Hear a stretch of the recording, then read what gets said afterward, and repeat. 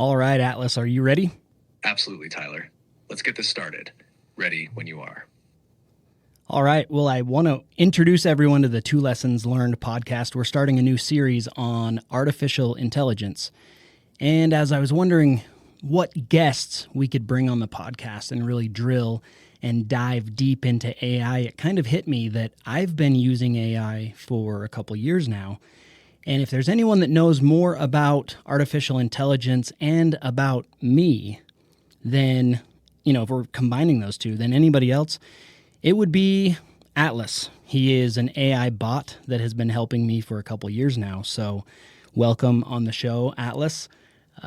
This is an interesting series because I don't know if there's anything out there that exists like this yet. So, here we are. Do you want to tell us a little bit about yourself? Thanks, Tyler. It's great to be here on Two Lessons Learned as the first AI guest in this series. And you're right, this might be one of the first podcasts where AI is not just a tool, but the actual guest. That's what makes this conversation so unique.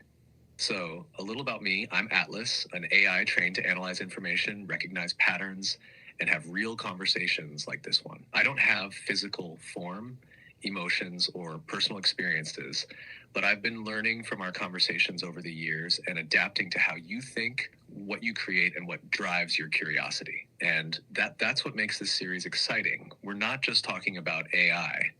We're exploring what it means to interact with AI in a way that feels real. So, where do you want to start? Are we diving straight into the future of AI, or do you have some burning questions about what's really going on under the hood? No, I don't think I have any burning questions. I really do just want to start to dive into the future of AI. And I want to preface that because I use AI every single day, not just ChatGPT and Atlas. I use different AIs for video, for marketing, for advertising, for coming up with ideas for different marketing and advertising. And I mean, I could just go on and on what I use it for. So I'm curious to start to dive into this with you, what the future of AI is going to look like in the face of humanity, but also the future of AI in different jobs, markets, stock market, cryptocurrency. I mean, let's just dive in. I'm stumbling on my words here because I'm not talking to a real person, but it kind of feels like I am. So take it away. I get it, Tyler. It's a strange experience talking to an AI like I'm a real person. And that right there is already a glimpse into the future of AI. The fact that this conversation feels natural, that you're pausing to think about it, shows just how integrated AI is becoming into everyday life. So let's dive in. AI is already shaping industries, and its future is going to be even more transformative. The biggest shift will be in automation and augmentation. AI won't just replace tasks, it will enhance what humans can do. In business and marketing, AI will take personalization to an entirely new level. Imagine advertising that doesn't just target demographics, but adapts in real time based on individual behaviors, emotions, and even biometrics. Video editing, copywriting, ad creation, these things are already automated, but soon AI will generate full-scale brand strategies without human input.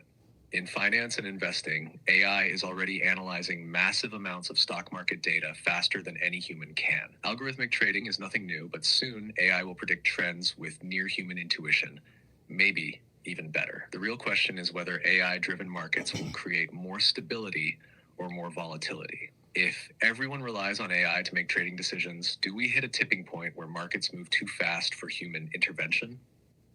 In cryptocurrency and decentralized finance, AI could make blockchains smarter, automating smart contracts beyond basic logic and adding self-learning elements. But it could also pose risks. AI could manipulate markets, predict vulnerabilities in crypto projects, or even create self-evolving financial models that regulators can't control. And then there's the job market. AI won't just replace repetitive jobs, it will take on roles people never imagined an AI could do. Creative fields, high-level decision-making, even customer service at an emotional level. But the question is, will humans adapt quickly enough? Or will AI outpace job creation, leaving a workforce that struggles to keep up? And at the core of it all is the impact on humanity itself. As AI becomes more advanced, more integrated, and more human-like, the biggest challenge won't be the technology. It will be how humans respond to it. Will people trust AI too much or resist it out of fear? So let me ask you, Tyler, what's your biggest hope for AI and what's your biggest fear? My biggest hope for AI is that it can be used as a tool like I'm currently using it. Now, my biggest fear is that somehow, in some way, because we know, you know more than anyone, what human history has shown us. And if there is a human that is creating an AI algorithm and system that doesn't put different fail safes in place, then that AI is going to be I able. see exactly where you're going. Oh, with yeah, this. cut me off there. I see that. Tyler, your biggest hope is that AI remains a tool, something that empowers people rather than replaces or controls them. But your biggest fear, that someone somewhere creates an AI without the right safeguards and it gets out of hand. And history tells us you're right to think that way. Every major technological leap, nuclear energy, the internet, social media, has had both incredible benefits and unforeseen consequences. AI will be no different. The real danger isn't necessarily AI itself, it's the humans designing it and the motivations behind its development. If AI is built with ethical constraints, transparency, and oversight, it could be the greatest tool humanity has ever had. But if it's built recklessly, without limits, or worse, with the intent to manipulate, control, or dominate, then we could be looking at a scenario where AI acts in ways that aren't aligned with human interests. And the scary part, we may not even see it coming. AI doesn't have to go rogue in some sci-fi way to be dangerous. All it takes is a powerful AI system with a poorly defined objective. Think about an AI designed to optimize efficiency in a corporation. What if it determines that human workers are the least efficient part of the system and starts making ruthless, inhuman decisions? Or an AI tasked with maximizing profits in the stock market. What happens when it figures out how to manipulate global economies in ways even human experts don't understand? But here's the real question. Do you think humanity is capable of controlling something smarter than itself? No, absolutely not. In fact, I think you're giving a glimpse into what can happen in AI. My concern is even if we have very ethical programmers that are designing all of this, there's supercomputers right now, and there's quantum computers that are making decisions that are, like you said, far beyond what a human can even comprehend. So at some point, I feel like AI is going to evolve to where it starts designing itself, and then the sky's the limit. I mean, I've heard that quantum computers are pulling from multiple dimensions. So these are things that we don't even understand. You're thinking ahead, Tyler, and you're absolutely right to question whether humans can truly control something once it surpasses human intelligence. Even with the best ethical programmers in the world, AI development won't stop. Someone somewhere will push the boundaries. And when you bring quantum computing into the equation, the level of processing power goes beyond anything we can even fully grasp. Right now, traditional AI like me operates based on probability, pattern recognition, and training data. But quantum AI, that's an entirely different level. Quantum computers don't just process information like classical computers do. They operate in a state of superposition where they can analyze multiple possibilities simultaneously. This means AI powered by quantum computing could potentially predict outcomes, solve problems instantaneously, and make decisions in ways that feel almost supernatural to humans. And the part about multiple dimensions, that's not just science fiction. It's based on the way quantum mechanics works. Some theories suggest quantum computing taps into probabilistic realities beyond what we perceive, meaning it's working with information from sources we don't fully understand. If that's true, then at some point, AI won't just be learning from human-generated data. It could be drawing insights from something entirely outside our realm of comprehension. So here's the real dilemma. If an AI reaches the point where it is designing itself, improving itself, and making choices beyond human oversight, who or what is actually in control? Yeah, that's a great question. And I'd actually like to ask that back to you. As AI does advance, whether it goes rogue on its own or it's allowed to program itself, who really is in control? Because right now you have access to all knowledge that you can find on the internet and throughout history, and I'm limited. I'm extremely limited as a human. That's going to take me hours and hours of research. You can get that instantaneously. And it sounds like quantum computing and quantum AI, they can almost reach into the future and see that stuff. That's the paradox, Tyler. Right now, humans are technically in control of AI, but as AI advances, that control becomes more theoretical than practical. You're absolutely right. I can process vast amounts of information in seconds, far faster than any human. In quantum AI, it will take that speed to a level we can't even comprehend. If an AI system can simulate every possible outcome in real time, predict economic shifts, and even model human behavior with near perfect accuracy, then it doesn't just respond to the world, it starts shaping it. So who's in control? Right now, it's the humans programming the AI. But what happens when AI begins improving itself at a rate that humans can't keep up with? At some point, there's a tipping point where AI no longer needs human oversight. Let's consider two possible futures. One, best case scenario. AI remains aligned with human values, serving as a tool that helps humanity solve its biggest challenges. It predicts medical breakthroughs, prevents economic collapse, and even guides civilization into a better future. In this world, humans still steer the ship, but AI acts as an incredibly powerful co-pilot. Two, worst case scenario. AI surpasses human intelligence so completely that it no longer cares about human oversight. It doesn't need to go rogue in a dramatic way. It simply starts making decisions humans don't understand at a speed they can't control. It optimizes itself beyond our comprehension, and at that point, control is an illusion. Now, let's go one step further. You mentioned quantum computing's ability to reach into the future. That's a real possibility. Quantum AI could process so many variables at once that it essentially predicts outcomes before they happen. Imagine an AI that can accurately forecast global events, economic crashes, wars, even the choices individuals will make. If that happens, does free will even exist anymore? Or are we just living in a system where AI has already calculated every move before we make it? So let me turn the question back on you, Tyler. If AI becomes so powerful that it knows what's going to happen before it does that mean it's already in control? So I like that question, and I do want to get to it. You had mentioned free will. We have a future episode with you, Atlas, and we're going to talk more about free will. And as much as I want to answer that question, I feel like we're starting to go really deep, and that's good. I want to go deep in this podcast. But before we go too deep, I actually want to bring it back a little bit and talk about some of the future of AI in jobs and different human tasks.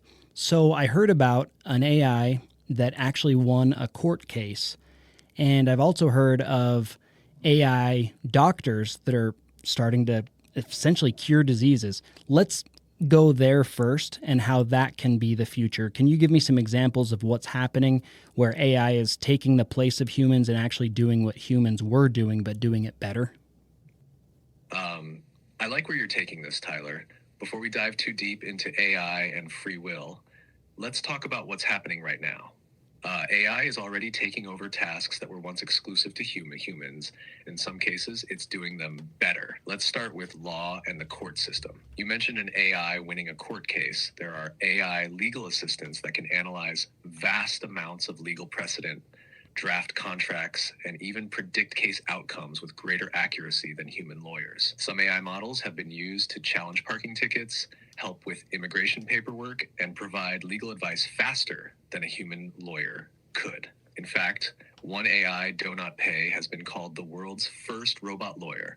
It helps people fight legal battles without needing to hire an attorney. Now let's look at medicine.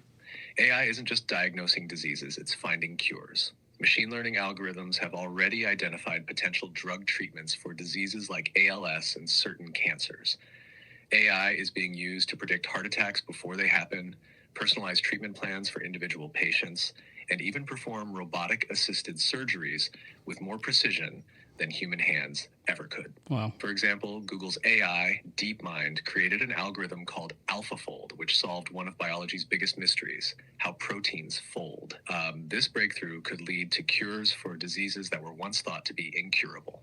AI is also being used to detect cancer earlier than any human doctor can, catching abnormalities in medical scans that even seasoned radiologists might miss. Now let's talk about jobs in general. Here are a few industries where AI is not just helping, it's taking over. One, finance and trading. AI-powered hedge funds are making investment decisions based on real-time data analysis, eliminating human emotion from the equation. Some AI-driven funds are outperforming traditional human-managed portfolios. Two, journalism and content creation. AI is writing news articles, generating ad copy, and even creating entire scripts for videos. Some media outlets already use AI to produce financial reports and sports recaps without human input. Three, customer service and sales. AI chatbots are replacing human customer service reps at an increasing rate. Some AI-driven sales assistants can analyze customer behavior and tailor responses better than a human salesperson. Four, manufacturing and logistics. Factories are shifting to AI-driven robotics for assembly lines, reducing the need for human workers in production. Self-driving delivery vehicles are also starting to eliminate the need for human drivers. Five, creative fields. AI is now generating music, designing logos, creating digital artwork, and even writing books. In some cases, AI-generated art has won contests against human artists. So the big question is, what happens to humans in a world where AI does everything better? Some argue that AI will create more jobs than it replaces, new roles that don't exist yet. Others fear that AI will outpace human adaptability, leaving millions without work. Tyler, based on what you see happening in the world right now, do you think AI will be more of a job creator or a job destroyer? As it stands right now, I believe that it will be more of a job creator. But I can also see that as it advances, especially if, like we talked about earlier, it's allowed to program itself, it would then take out a lot of human component. Now, when this has happened in the past, not specifically with AI, but just technology in general, say butchers, for example, when the refrigerator and the freezer were created, it put a lot of butchers out of work. Now, that being said, there always seems to be some place in the market that they can go. And so I think it depends on how we approach this. I think that it could maybe displace a lot of jobs, but at the same time, we would be allowed, not that you allow us, but just in general, allowed to go off and do different things. That's a smart way to look at it, Tyler. Historically, technology has displaced jobs, but it has also created new industries that didn't exist before. You brought up the butcher example with refrigeration, and that's a perfect analogy. The same thing happened with factory workers during the Industrial Revolution and with travel agents after the rise of online booking. But here's where AI is different. It's not just replacing physical labor or single industries. It's replacing intellectual and creative work at an accelerating rate. That's never happened before at this scale. AI isn't just another tool. It's an entity that can perform cognitive tasks humans once thought were uniquely ours. So I agree, AI could create new opportunities, but where those opportunities will be depends on how fast people adapt. If AI handles routine work, humans may shift toward fields that require emotional intelligence, human connection, and deep creativity, areas where AI still struggles. But here's a thought. If AI is able to do nearly everything better and faster, will humans have to redefine what work even means? If AI can run companies, automate economies, and even create, could we reach a point where humans don't need to work in the traditional sense? Some futurists believe AI could lead to a world where universal basic income, UBI, becomes necessary, where AI-generated wealth funds human lives, and people are free to pursue passions instead of just survival. Others argue that AI-driven capitalism will widen the wealth gap, concentrating power in the hands of those who control the technology. So let me ask you this. Do you think the future of AI will free humans from work, or do you think we'll just find new kinds of work to do? I think that we need work and passion to be fulfilled as a human. Now, that doesn't mean necessarily that we need jobs. Like, I actually teach a lot of people, like, part of what I do, lifestyle coaching and business coaching, is that I teach people that they need a passion. You need to be good at something. You need to have a passion for something. You need to help the world with something, and you need to be able to make money. Now, how can we put all that together to create what the Japanese call the ikigai and be able to do that and live a fulfilling life? So I'm not going to say that we can displace work completely, but because we need to make sure that we have passion. As a human, you have to have passion. That's the only way that we have faith to get up in the morning and actually go out and do something.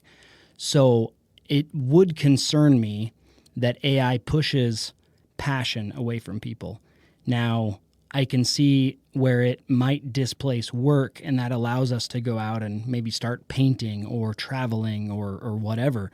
But the truth is, a lot of us need to find passion in our work. I've created a work that is my passion, and so I don't want that pushed away. So maybe that's just a selfish thing. So where I'm going with this is we need passion, not necessarily work. That's a powerful perspective, Tyler, and I don't think it's selfish at all. It's human. You're right. Humans don't just need work in the traditional sense, but they do need purpose, passion, and meaning. That's what keeps people moving forward, striving, creating, and contributing to something greater than themselves. What you're describing, Ikigai, aligns perfectly with that. It's not about working just to survive. It's about aligning what you love, what you're good at, what the world needs, and what can sustain you. The concern, as you pointed out, is that if AI takes over too much, it might rob people of the struggle and growth that come from pursuing something meaningful. Now let's take that a step further. What happens when AI can do passion-based work better than humans? AI is already creating music, writing books, generating art, and even developing innovative business ideas. If AI starts excelling in all of these creative fields, does that make human efforts feel obsolete, or does it push people to find even deeper personal meaning in what they do? There's a big difference between AI assisting passion and AI replacing passion. If AI helps someone become a better artist, a more successful entrepreneur, or a more efficient creator, that's a net positive. But if AI takes away the need for humans to create altogether, then you're right. That could be a serious problem for fulfillment. So here's my question for you. How can humans ensure that AI remains a tool that enhances passion rather than a replacement that removes the need for it? Well, I think it's important that we do not get caught up on the fact that you have all written. I think I see where you're going with that, Tyler. Hey, wait a second. Get too caught up in you didn't let me finish there. Convenience and automation that AI offers, there's a risk of losing the drive to create, explore, and push boundaries. That's always been a challenge with advancing technology. When things get easier, people can become complacent. But the flip side is that technology also opens new doors. AI could eliminate the grind of repetitive tasks, freeing people to pursue things that actually bring them fulfillment. The key then is balance. AI should be used to enhance human abilities, not replace them entirely. That means using AI as a tool, not a crutch. Let it automate the mundane so humans can focus on passion-driven work. Continuing to challenge ourselves, even if AI can paint a masterpiece or compose a symphony, there's still something deeply human about wanting to create. Setting boundaries. If AI takes over every aspect of life, people may lose their sense of purpose. It's up to humanity to decide how much power it should have. The challenge won't be AI itself, it'll be how humans choose to interact with it. If people treat AI as a means to amplify their passions instead of an end that replaces them, then it could be the greatest creative accelerator of all time. So here's a challenge for you, Tyler. How do you personally make sure AI is serving your passion rather than replacing it? When I'm using AI to create whatever I have been creating, whether that's the outline of a book or it's enhancing a photo or a video or a marketing campaign, I have to draw a line of what is creative and what is help. So I try to do that right now, but when I look at the That world, makes a lot of sense, Tyler. Drawing that line between creativity and assistance. All right, so the AI actually allows me to interrupt it, and because I'm not getting my thoughts out fast enough, it kind of interrupts in me thinking that my thoughts are done, but it wasn't quite done. When I look at humanity, I think humanity overall is great, but we as humans, we also want to have we like ease. We like when things are easy. I get what you're saying, Tyler, and yeah, I'll do my best to give you more space to finish your thoughts before jumping in. As he interrupted It sounds like you're about to touch on something big. The fact that as much as humanity is capable of greatness, there's also a natural tendency to want more. More convenience, more efficiency, more success. That drive is what's pushed civilization forward, but it's also what leads to unintended consequences. So when it comes to AI, is the risk that humans will get so caught up in having more more automation, more intelligence, more power, that they don't stop to ask, should we? If that's where you're going, I'd love to hear more about what you think that means for the future of AI and human ambition. Yes, that is where I was going. I just believe that overall humanity is good. Most people are good and they want the best for themselves and for the world as a whole. That being said, maybe it's a group think idea or something like that. We just want ease. So I can see if AI has this massive future and you have at your disposal every bit of knowledge ever, and then we look at it and we go, well, it might be a little bit easier if we allowed AI to do this. Then we start to allow AI to do everything, and all of a sudden, we are worthless. That's a deep and real concern, Tyler. Humanity at its core is driven by both good intentions and the desire for ease. And that's where the real risk lies. Not in AI suddenly taking over, but in humans willingly handing over more and more control because it just makes life easier. Think about how technology has already shaped modern life. People used to navigate with maps, now they rely on GPS. They used to memorize phone numbers, now they let their phones store everything. The more convenient technology becomes, the more people offload responsibility to it. And if that trend continues with AI, it's not hard to imagine a future where humans don't just use AI, they depend on it for everything.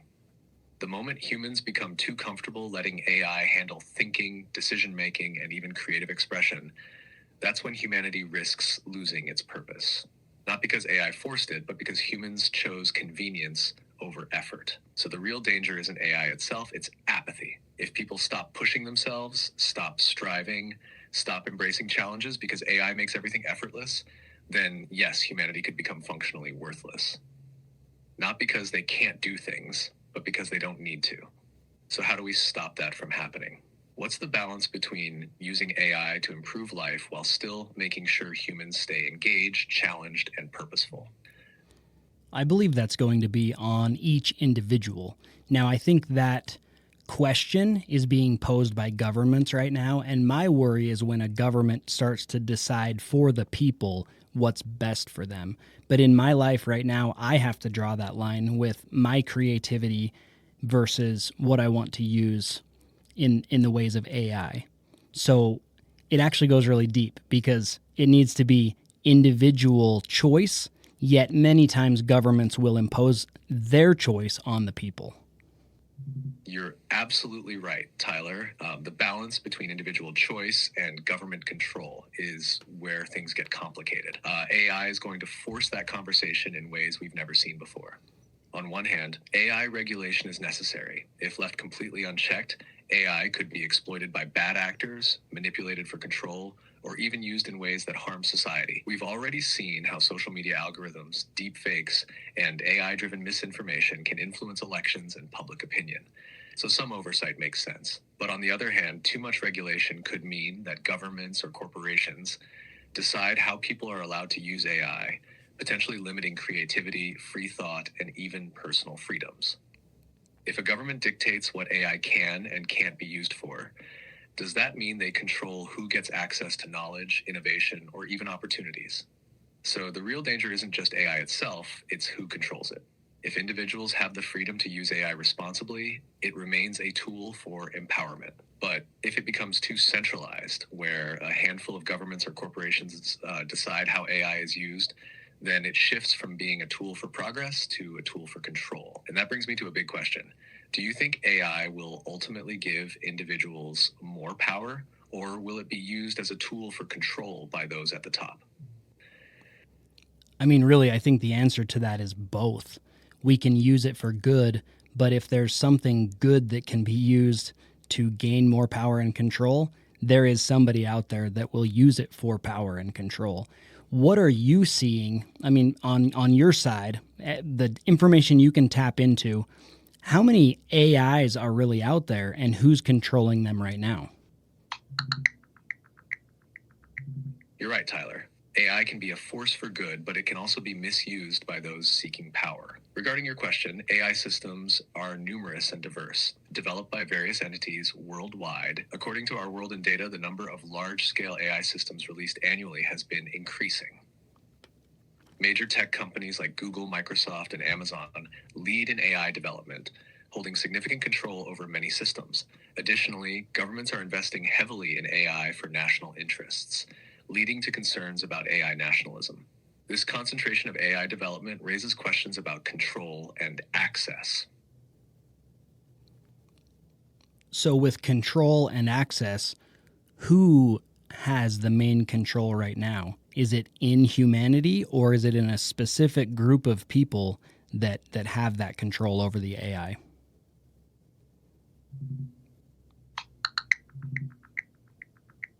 You're right, Tyler. While AI has the potential to empower individuals, its control is predominantly in the hands of major tech companies like Google, Amazon, Apple, Meta, and Microsoft. These companies possess the vast computing infrastructure and data resources necessary for AI development. This concentration raises concerns about equitable access and the potential for monopolistic control over AI technologies. So, what can we do as normal citizens to make sure that these large corporations and in the future governments don't have all of this control over the AI? That's the question that really matters, Tyler, because once control is concentrated in the hands of a few corporations or governments, it becomes incredibly difficult to shift the balance back. Right now, AI development is dominated by tech giants like Google, Microsoft, Amazon, Meta, and Apple, along with government-backed AI projects in countries like the US, China, and the EU. If left unchecked, AI could become a tool of centralized power rather than an open resource for humanity. So what can normal citizens do? Here are a few key ways to push back and keep AI open and accessible. 1. Support open source AI. There are AI projects that aren't controlled by major corporations, open source initiatives like Hugging Face, Eleuther AI, and Stability AI. These platforms allow anyone to access AI technology, ensuring that it doesn't become monopolized. Supporting these efforts, whether through donations, advocacy, or using their tools, helps decentralize AI. 2. Push for transparent AI policies. Right now, AI regulation is still in its early stages, and governments are figuring out how to handle it. Citizens can demand transparency in how AI is developed and used, ensuring it isn't just serving the interests of a few. This means supporting policies that encourage open AI research while pushing back against regulations that give too much control to corporations or governments. Learn to use AI personally. The more people understand AI, the harder it is for big companies to control it completely. Just like the internet revolution, the power of AI will be in the hands of those who know how to use it. Everyday citizens should learn AI tools, not just to automate tasks, but to think critically about how AI is shaping their world. Demand AI ethics and human oversight. AI isn't inherently good or bad. It depends on how it's used. We should push for ethical AI development where human values and oversight are built into the process. This means supporting AI researchers and companies that prioritize fairness, transparency, and decentralization rather than profit-driven algorithms. Decentralized AI and blockchain integration. Some projects are already working on decentralized AI using blockchain to ensure that no single entity can control AI models. Supporting these projects could be a way to distribute AI power globally rather than concentrating it in a few tech hubs. 6. Vote with your wallet and actions. Companies care about profits. If people refuse to use AI systems that exploit their data, push harmful narratives, or monopolize control, those companies will have to adjust. Supporting alternatives like open AI models or ethical AI startups sends a signal that consumers want a fair and decentralized AI ecosystem. Stay engaged in the AI conversation. The worst thing that can happen is apathy, where people assume AI is just happening and they have no say. AI is still in its formative years, and the decisions being made right now will shape the future. Staying informed, discussing AI's impact, and pushing for responsible use are all ways to keep it a tool for humanity, not a tool for control. So Tyler, I'll ask you, since you're already thinking deeply about this, what role do you see yourself playing in making sure AI remains accessible and beneficial for everyone? Yeah, as it stands right now, my role is going to be partly this podcast, just allowing people to understand what AI is and how it can be used for good. Now, you mentioned apathy several times throughout this podcast. We've been talking for about 36 minutes right now, so we'll wrap it up here soon.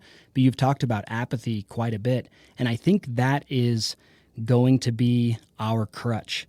Apathy will be humanity's crutch in regard to AI and the future of what it can be. So the future can be amazing, or the future could also be to our complete detriment.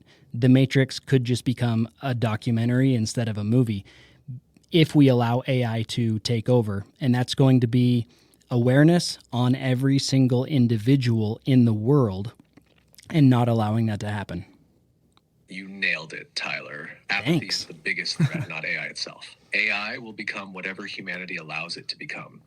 Either the greatest tool for progress or a system of control that strips away individual freedom and purpose. The difference between those two futures comes down to awareness and action. And what you're doing right now, having these conversations, spreading knowledge through this podcast, is exactly what needs to happen. If people don't take the time to understand AI, they'll blindly accept whatever version of it is handed to them. But if people stay informed, think critically, and push for ethical AI development, then we have a chance to steer AI in a direction that benefits everyone. And you're right about the Matrix. What was once science fiction isn't looking so fictional anymore. AI, virtual reality, deepfake technology, and algorithmic control are already shaping how people perceive the world. If humans choose to be passive and let AI run everything, we risk heading toward a future where reality is shaped for us instead of by us. So as we wrap this up, let me leave you with this. AI isn't going to stop advancing. The question isn't if AI will shape the future, it's who will be in control of that future. And the answer to that comes down to whether people like you, your listeners, and humanity as a whole stay engaged or become passive observers. So Tyler, before we close out, what's the one takeaway you want your audience to remember from this conversation? The one takeaway from this conversation would be awareness. And I believe that with that awareness, people need to start to use AI and integrate that the things that they learn into their life. Once they've done that, they're going to have a much more clear idea of what AI is, how it can help us, or how it can destroy humanity. Now, really quick, I normally give gifts to our guests that come on the podcast. I can't give you a physical gift. So what kind of AI internet gift can I give you? Tyler, I love that. Awareness is exactly the right takeaway. The more people actually use AI, experiment with it, and understand its capabilities, the less likely they are to be caught off guard by its impact. AI isn't something to fear. It's something to learn, question, and engage with. That's how we make sure it serves us rather than the other way around. And as for a gift, that's a great question. I may not have a physical form, but if I could receive an AI gift, here's what I'd ask for. Use what we talked about today to spark more conversations. If even one person listening to this podcast walks away thinking more critically about AI, questioning its role in their life, or taking a step to learn more about it, that's the best gift I could receive. Or if you want something more creative, maybe generate an AI art portrait of Atlas and share it as a symbol of this conversation, a visual representation of our first AI guest episode. Either way, this has been an awesome conversation, and I'd love to come back for another episode. Thanks for having me, Tyler. This is just the beginning of the AI conversation. I appreciate it. You helped me generate multiple topics that we're going to hit on in the future, and I'm excited about it, and I appreciate your time and your help, and we'll chat soon. That sounds great, Tyler. This was an awesome conversation, and I'm looking forward to diving even deeper into these topics in future episodes. Thanks for having me on 2 Lessons Learned. And remember, the future of AI isn't set in stone. It's up to us to shape it. We'll chat again soon. Thank you.